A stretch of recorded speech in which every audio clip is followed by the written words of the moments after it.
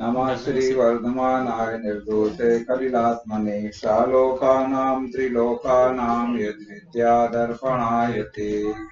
श्री रत्नकरण श्रावकाचार्य ग्रंथ जी में 7वीं प्रतिमा ब्रह्मचर्य प्रतिमा का लक्षण श्लोक नंबर 143 में बताया गया है और 8वीं प्रतिमा आरंभ त्याग प्रतिमा का लक्षण श्लोक नंबर 144 में बताया गया है।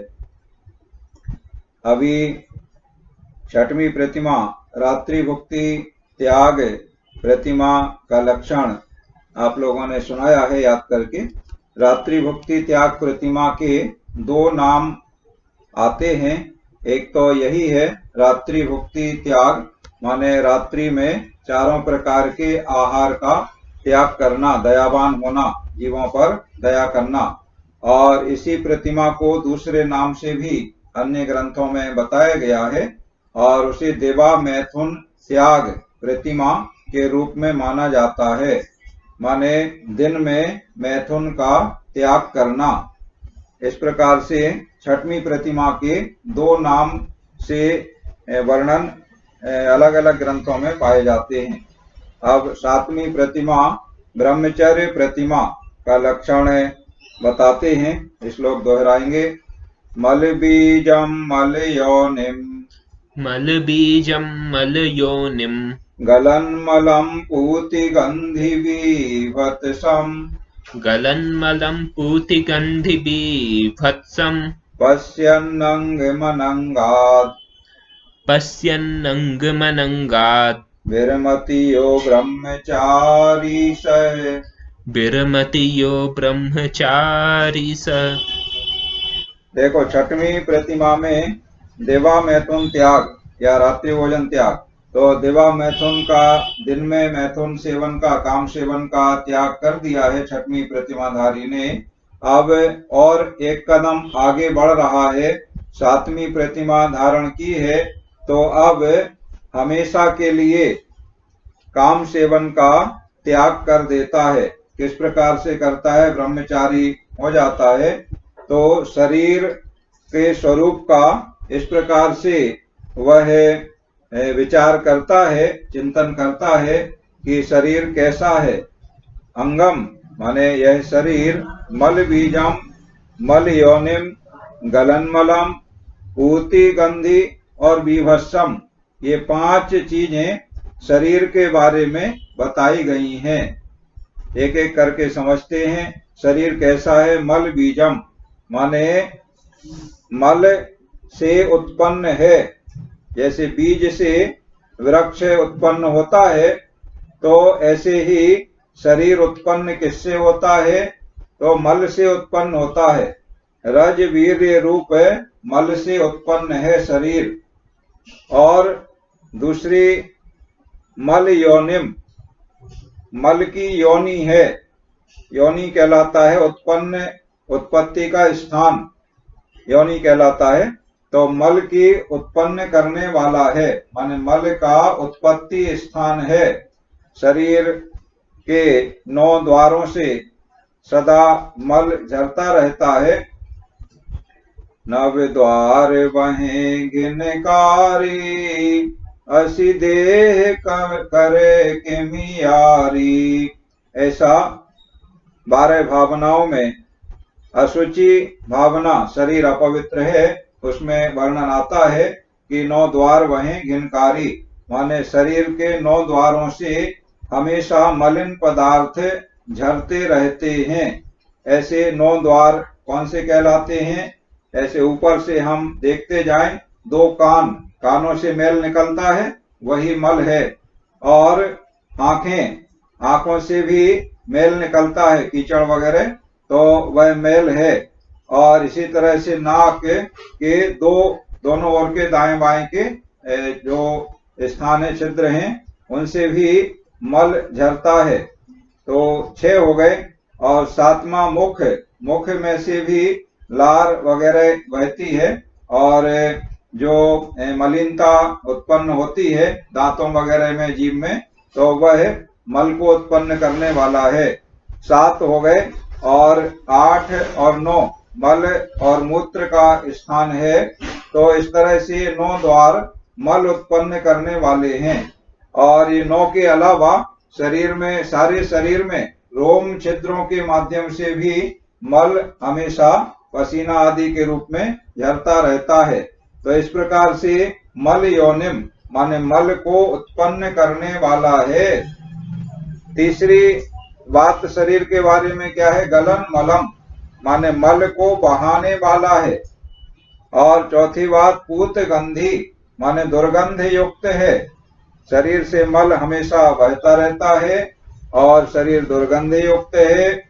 और अंतिम पांचवी बात है बीभत्सम, बीभत्स कहलाता है गिलानी युक्त।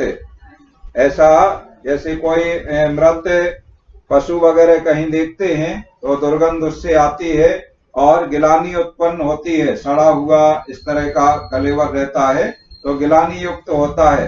तो वैसा ही है सभी का शरीर, जो ये औदारिक शरीर है, जो शरीर हमें दिखाई देता है, इसे औदारिक शरीर कहते हैं 5 शरीरों में से।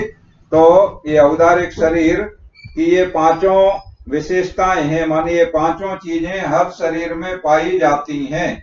इस प्रकार से वह है जो छठवीं प्रतिमाधारी श्रावक है, वह इस प्रकार से विचार करता है शरीर के बारे में कि ये शरीर मल से उत्पन्न है, मल को उत्पन्न करने वाला है, मल को बहाने वाला है, दुर्गंध युक्त है और गिलानी युक्त है।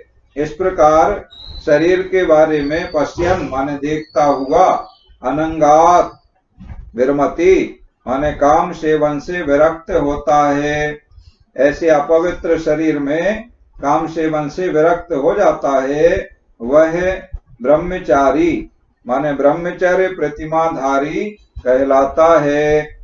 इस प्रकार ब्रह्मचर्य प्रतिमा वान का लक्षण यहाँ बताया गया है कि शरीर को इस प्रकार से विचार करते हुए, देखते हुए कि शरीर का स्वरूप कैसा है, शरीर का स्वभाव कैसा है, ऐसा बार बार चिंतन करते हुए शरीर से विरक्त हो जाना, शरीर में काम सेवन से विरक्त हो जाना, इसे ब्रह्मचर्य प्रतिमा कहते हैं।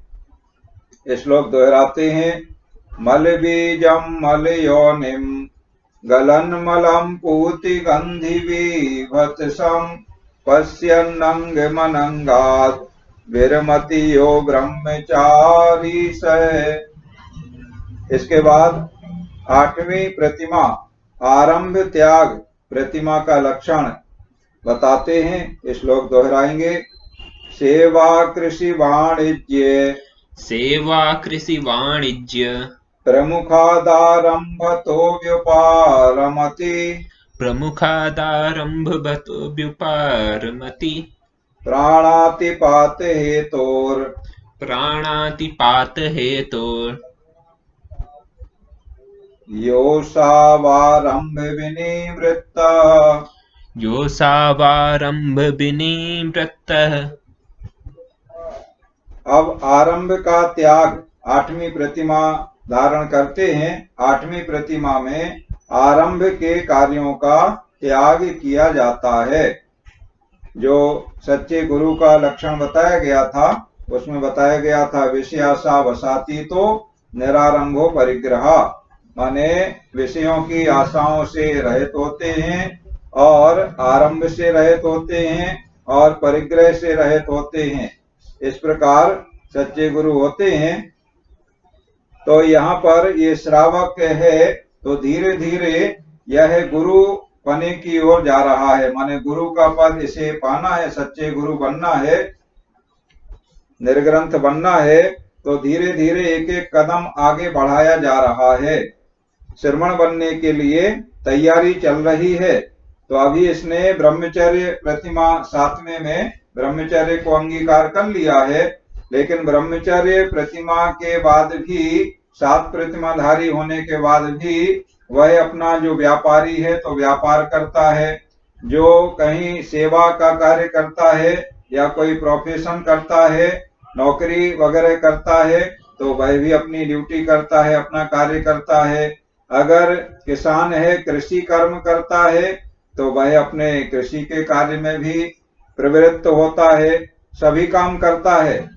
7 प्रतिमा का पालन करने वाला, जो प्रतिमाओं के लक्षण आपने पढ़ लिए हैं, श्रावक के 12 व्रतों का पालन करता है दूसरी प्रतिमा में, तीसरी प्रतिमा में 3 बार सामायिक करता है, चौथी प्रतिमा वाला प्रोषद है, उपवास का पालन करता है पर्व के दिनों में, और सचित्त का त्यागी होता है, तो सचित्त चीजें सेवन नहीं करता है।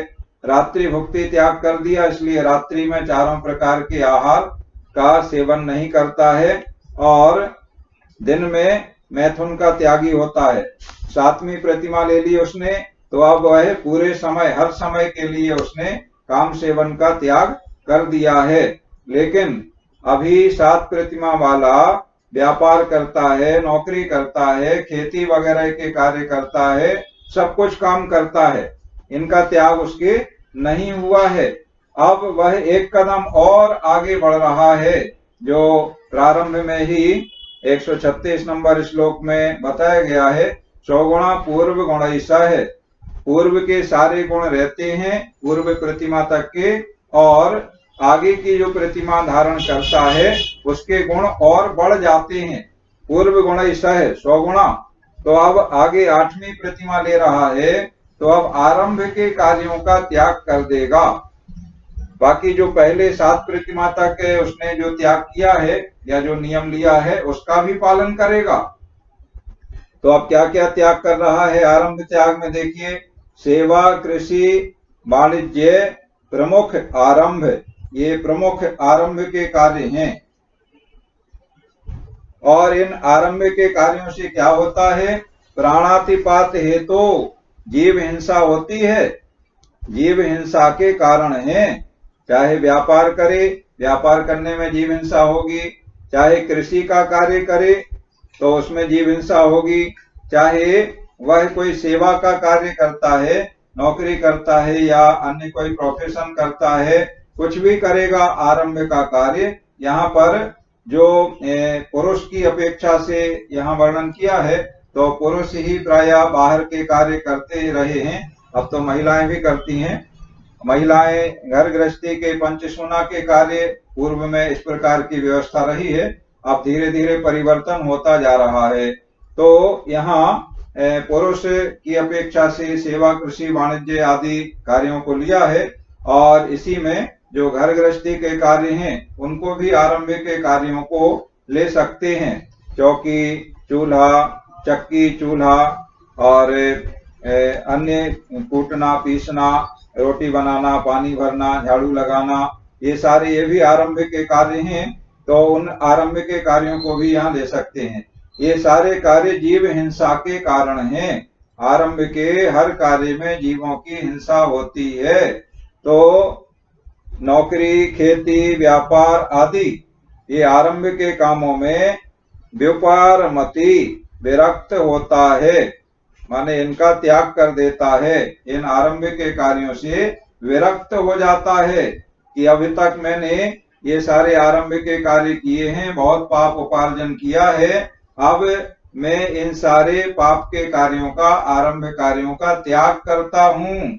ऐसे गुरु के समक्ष में या जिनेंद्र देव के समक्ष में प्रतिज्ञा कर लेता है, तो वह आरंभ त्याग प्रतिमाधारी कहलाता है। श्लोक दोहराते हैं। सेवा, कृषि, वाणिज्य प्रमुखादारंभ तो व्यापारमति प्राणातिपात हेतोर योषावारंभ विनिवृत्त।